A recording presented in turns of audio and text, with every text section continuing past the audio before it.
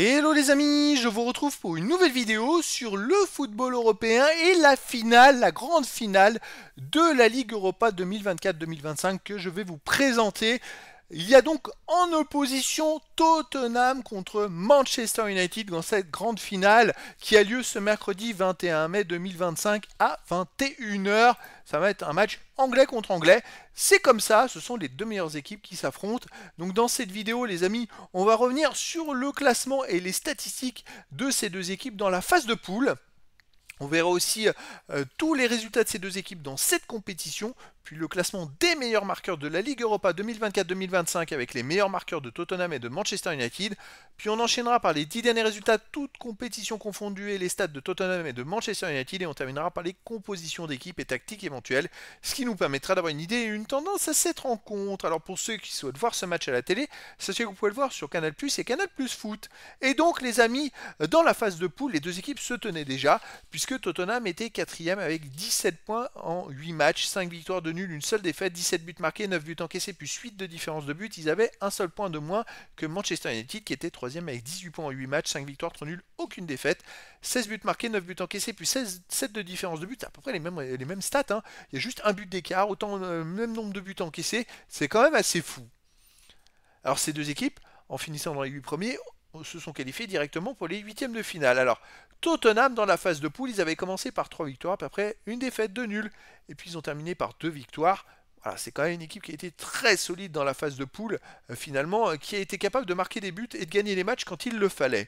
Ensuite, en huitième de finale, ils ont perdu à Z Alkmaar 1-0, puis ils ont gagné 3 le match retour. Ensuite, en quart de finale, ils ont fait un partout chez eux contre l'Eintracht Francfort, ils ont gagné 1-0 à l'extérieur. Et puis en demi-finale, ils ont éliminé le petit pousset, la surprise, Bodo Glimt, en gagnant 3-1 à la maison et 2-0 à l'extérieur. Pour finalement, c'est quand même une équipe solide, hein, franchement, qui est capable de marquer des buts, une équipe vraiment solide sur tout le long de la compétition. En face, il y a donc Manchester United qui a réussi l'exploit d'arriver en finale en étant invaincu.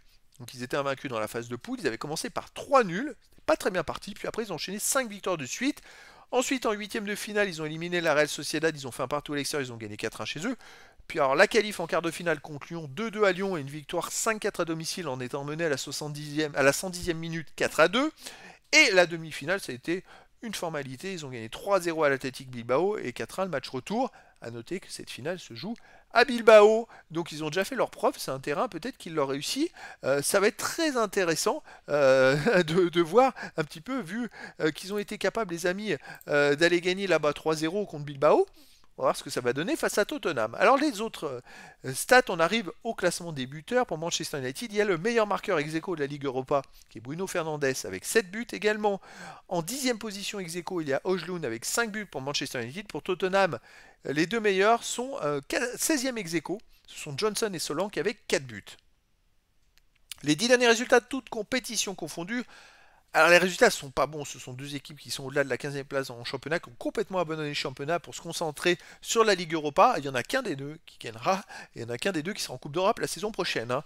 Alors Tottenham, sur les 10 derniers matchs, c'est 3 victoires de nul, 5 défaites, 12 buts marqués, 18 encaissés, moins 6 de différence de but, il reste sur 2 défaites d'affilée. Les résultats sont à peu près les mêmes, hein. C'est assez fou quoi. Avant il y a eu 2 victoires, 1 nul, avant 2 défaites. C'est compliqué en ce moment pour cette fin de saison, sauf en Ligue Europa où on a vu les résultats sont plutôt pas mal. Ils ont un peu abandonné le championnat pour arriver complètement frais dans cette finale. Manchester United, c'est pareil. Hein. Sur les 10 derniers matchs, c'est la même chose. 3 victoires, 2 nuls, 5 défaites. Par contre, ils ont marqué beaucoup plus de buts. 19 buts marqués, mais encaissé moins de différence de but. Ils restent aussi sur 2 défaites de suite sans marquer de but, pareil que pour Tottenham. Donc des résultats un peu identiques. Avant, il y a eu 2 victoires et une défaite. C'est deux équipes qui se ressemblent, qui ont un parcours à peu près identique. En championnat, ça va pas du tout. En Ligue Europa, ils surperforment. La différence, c'est que Manchester United arrive à marquer beaucoup plus de buts que Tottenham. Tottenham me paraît un peu fatigué sur cette fin de saison. Malgré la qualif contre Bodo Glimt, Manchester United m'a paru vraiment très costaud contre l'Athletic Bilbao. Alors, voilà, je dirais qu'une finale, ça se joue pas, ça se gagne.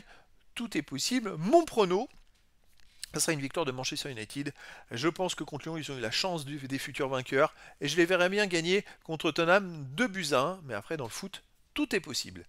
Au niveau des compositions d'équipe et tactiques, pour Tottenham, on aurait du 5-3-2, gardien Vicario, défense Pedro Porro, Romero, Van de Ven, Udogie, milieu de terrain Bissouma, Bentancur et Sarr. attaquant Johnson, Solanke et Son. Et pour Manchester United, on aurait du 3-4-3 Garner Onana, défense Mazraoui, Maguire, Shaw ou Lindelof, milieu de terrain Diallo, Casemiro, Ugarte et Dorgu, attaquant Garnacho, Ojlund et Bruno Fernandes. Donc voilà les amis, le décor est planté entre ces deux équipes et donc je vous donne rendez-vous ce mercredi 21 mai 2025 à 21h pour le match de football de la finale de la Ligue Europa 2024-2025. Tottenham joue contre Manchester United. Voilà les amis, je vous dis à très bientôt pour une nouvelle vidéo.